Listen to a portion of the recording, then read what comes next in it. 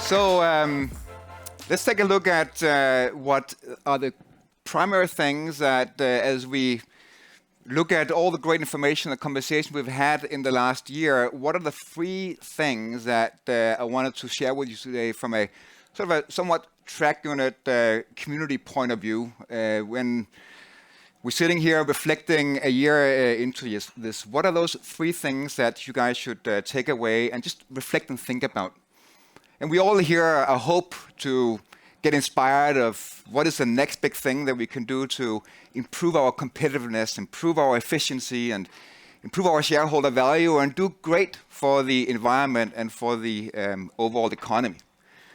So I think it's fair to say, and we've been in this mode of operation for quite some time, we live in the era of ecosystems. We live in the era of connected networks. We live in the area of possibilities that did not exist just 10 or 15 years ago. And sometimes, as we've been engaging in these conversations, we actually forget what's happening around us. So I just wanted to bring a couple of quick perspectives on that here in the introduction. And my screen just disappeared, but that's okay.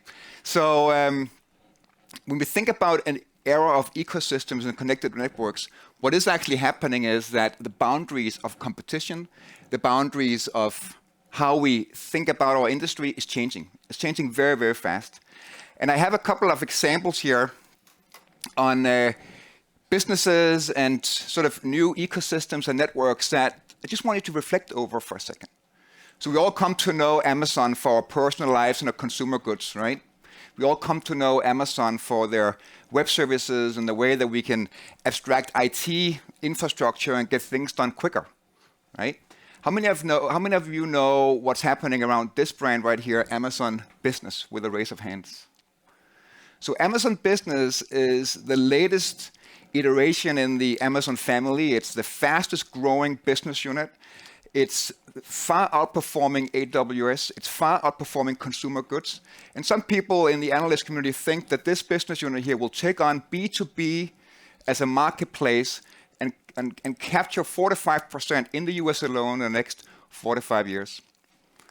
So if you haven't done already, and if you're an OEM, go check if your spare parts are being sold on Amazon Business. Go check what tools, accessories that are being put on this marketplace.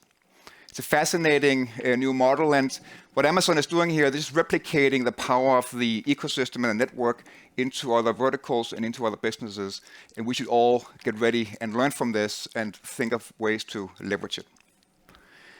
Another way that I think is just fascinating on how these ecosystems are emerging right in front of our nose tip. We all know Salesforce as maybe some of us hate it, looking at the Trackunit sales guys out here on the right.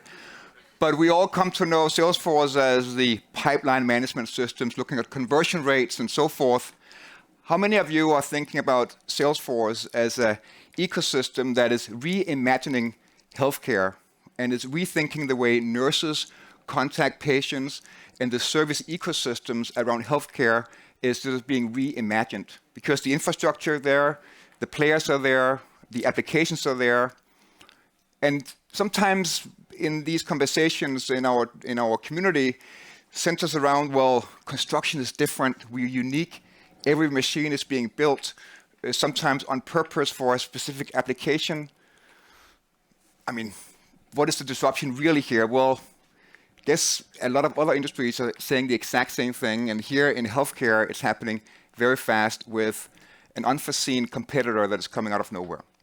So the first learning that I want to bring into this conversation this morning is the way that we collaborate, the way that we think about our collaboration models. And in many ways, I would say we're doing it in a fairly traditional way. It's a very linear way.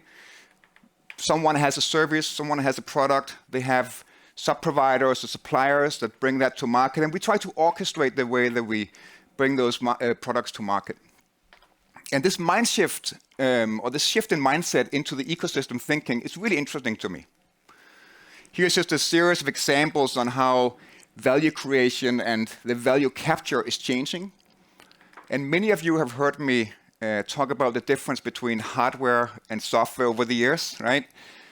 For those who haven't, I will tell you that hardware we know will eventually fail, eventually break, and software will eventually work. That statement, I think, holds true for quite some time, but it's also changing very quickly. And I'll give you an example of where I see that happening right now. So I'm the proud owner of a Tesla Model 3, mid-range car. And in these days where Tesla's stock has actually rebounded, I think this is a good story to bring forward. So it's a combination of where software is actually augmenting and improving the overall experience of the car. It's the first time ever where I'm experiencing a car that actually improves over time. So over the last 6 months where I've been driving this car, I'm experiencing a radical improvement on the drive, the way I drive, the way it steers, the way it shifts lanes.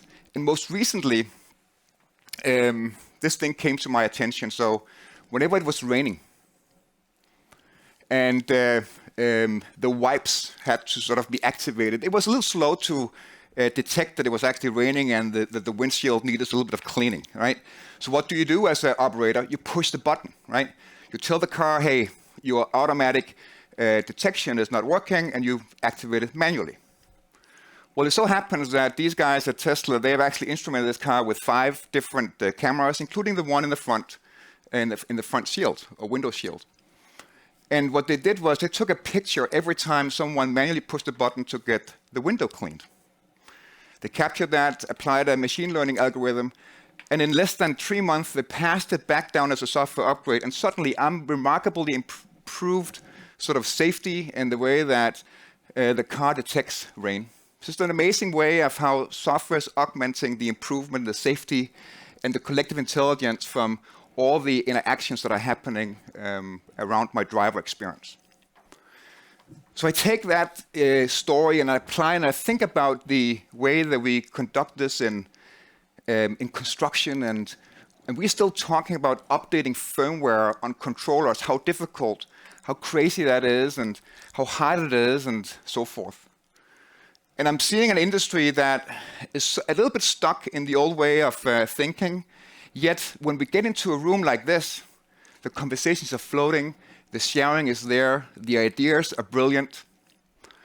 And in this survey that we did in the past 3 weeks or so in the Eliminate Downtime session, we have been asking people how many of those have actually had the top performers in Eliminate Downtime have entered into new partnerships in the past year. So it's happening. And if you ask the BCG guys, you say 83% of digital ecosystems involve partners from more than one industry. So we are seeing this happening. We are seeing that we are drawing people in. But in the formal structures of our industry, we are still relatively paranoid. We're still NDA-based. We're still in the creating separate closed systems and are not leveraging each other in ways that I think is important. The next learning that I want to bring forward here this morning is the implementation and the struggle that many of us are in the middle of taking advantage of technology and implementing IoT and sort of getting our organizations ready and turn around and enjoying the benefits of our hard work. And here is actually a small survey that is not just from leaders in construction, but from, I would say, companies around us in the Western world who are implementing IoT and connectivity. And the main concern is actually around implementation. So implementing these systems, getting connectivity is hard. And there's not a conversation that I'm not in where we are discussing how to overcome these barriers, how to get the organization aligned, how to prove the business value, the returns, and so forth. And the key message I want to leave you with is it's okay. It's okay, and if it's hard, it's probably because you are changing something structurally, you are moving the culture, you are challenging the way that you are using technology. If it's not hard, if you're not struggling with implementation, it's probably because you're not pushing hard enough. And you might ask yourself if you're still into experimentation and corporate entertainment. So it's okay, and others are having the same issue, and through pain comes, hopefully, the brighter side on the other side. So another key thing that is fascinating to us in this industry, and the number one discussion we're having on our Eliminate Downtime journey, is the collection of data. And we've all seen the rise of the AMP feed. And there again, why is it so hard to get structured, well-qualified data out of machines? Why do we all have to have unique implementations? Why isn't there just a book of well-defined APIs that describes exactly how to connect, insert the data, and get going? What's wrong? What's going on? And that actually got me to think that in many ways, the AMP has been a great first step. It came out in 2010, and we still have a long way to go. And in many ways, we are still sort of early adopters to connectivity, and that's a real issue. That's a real problem, and we need to get over this very, very quick, because the opportunities that you will hear about today around AI and insights, and here in a minute on how we can apply learning around this, is dependent on crossing this chasm. So that is actually for the OEMs, for the technology companies, to help our friends in rental, our friends in construction, to actually get over this hump. This should not be a concern of a rental company. This should not be the concern of a contractor. They deserve quality data at the right level of security with all the governance around it, and we gotta move and got that thing going. So this leads me to the third point, which is the way that we learn. I've come to see that our way of learning and the continuous improvement approach that we are taking is the same thing that we've been using for the last 50 years. We build a process, we educate our people, and we keep doing that to drive cost out, and as scale grows, we become better, more lean, and are impacting our bottom line. But is that also the way to learn and to think about learning in the next decade? Well, there's a lot of philosophers and thinkers out there that is sort of asking ourselves, well, what if the new logic of competitiveness is actually based on our rate of learning? That we've all been taught to do certain things in school, we come in with our experiences, we come from previous jobs, but what if we actually know and have learned, and our experiences from the last decade is no longer sufficient?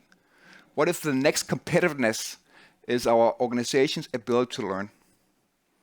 Just think about that for a second, and that's also my bridge into AI, because here lies a tremendous opportunity if we apply the technology and think about the technology, maybe not in the way of, hey, predicting the next failure of a machine. That's interesting. But we've actually been talking about that for 10 years, and we haven't really gotten to it yet, right? Which is a little scary. So if we think about competitiveness as a way of our organization to learn, to organize themselves, to think, and to insert technology in that process, how does an AI-first organization look like? I'm very proud and humbled that we have in the network of Eliminating Downtime customers who today will share how they are becoming an AI-first organization. What does that mean? From the board to senior management, to middle management, to developers, to product managers, to technology leaders across the company. What does that rise of the sort of analytics workplace look like? And what are some of those experiences that we can carry with us?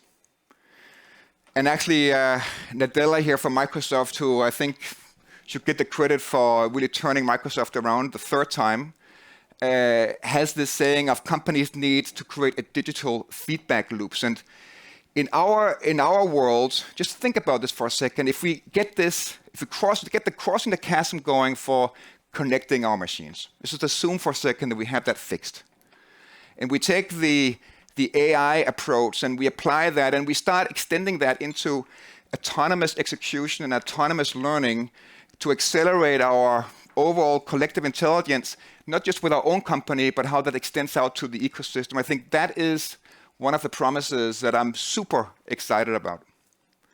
So what causes downtime? What is the cost of downtime? How do we identify safety hazards? And how do we improve the cooperation with our customers? And how do we perceive, or how do we understand the perceived value we are creating? Do you think Amazon know exactly how to drive value from data? Do you think that they know exactly how to extend that network into other business areas? Absolutely, they do. And I had a very inspiring discussion with Alex Schussler from Smart Equip. If you're here, Alex, raise your hand. You go talk to that guy. I think he's still sleeping. He's jet lagged, but he's an amazing guy who have actually created a network of ordering spare parts throughout our ecosystem, which is an amazing story. So when we asked you guys, what is the what is happening with this data? 60% of you said that you do not exploit the full potential of your data. And the reason for that, 87% of you said that, hey, that's because we lack the knowledge, we lack the skill of taking this data and applying it across our ecosystem. And you can just read study after study that keeps documenting and talks into labor productivity, personalization, configuration of services, the Tesla story over again, or the time that is saved and the quality that we can provide. The promises are there. So here we're sitting with, we crossed the chasm. We are rethinking ecosystems and networks, and we are looking at taking advantage of AI. That's really just one major obstacle in this, and that's not just for construction. That's for all of us in the world, I guess. That is, we have a scared resource pool when it comes to engineers, data scientists, data analysts that can actually take this journey on them and help us propel and reach the benefits. So this is a quick statement from LinkedIn where they are currently estimating 150,000 people with data scientist skills are lacking, or we have open job positions. And if you look at the top 20 emerging jobs, from machine learning engineers to data scientists to data developers to director of data science, it goes on and on and on. The skill and the people are missing. So besides the obvious statements that when you ask data scientists what's preventing us from applying these technologies, from dirty data, structured data, the lack of talent and support from the organization, we have this fundamental problem that we as an industry are not really that attractive. And the big companies out there who definitely in recent years have their own set of problems, they are paying huge salaries and it's scraping the market for talent, right? And if you look at the big industries from technology to media to finance to advertising to consulting, construction and us in the manufacturing space or in the rental space, we're not even close to be on the map of attracting this talent. So yet again, since I joined this industry close to 5 years ago now, or 4 years ago, and McKinsey came out with a study on the inability for construction and for all of us to be digitized, and we are the least digitized industry in the pretty much in the history right now. It is happening again. So Björn, who comes after me, will drill a little further down into this, but just look at this graph. So it's happening once again. If you look at the future AI demand trajectory by industry, the leading sectors, right, financial services, high tech, telco, transportation and logistics, look where construction is currently at. We are falling behind. So my guess is that in 4 or 5 years, we'll be sitting here again and talking about the promises of AI, and we're not even close to be taking advantage. So the conclusion of my talk here is that what if we could actually rethink this, turn it on its head, and what if we could liberate AI from the strong constraint on data science or data scientists, and truly rethink or democratize or open up the opportunities to a broader set of people, or even make the few data scientists that are out there much more productive, like 10 to 1.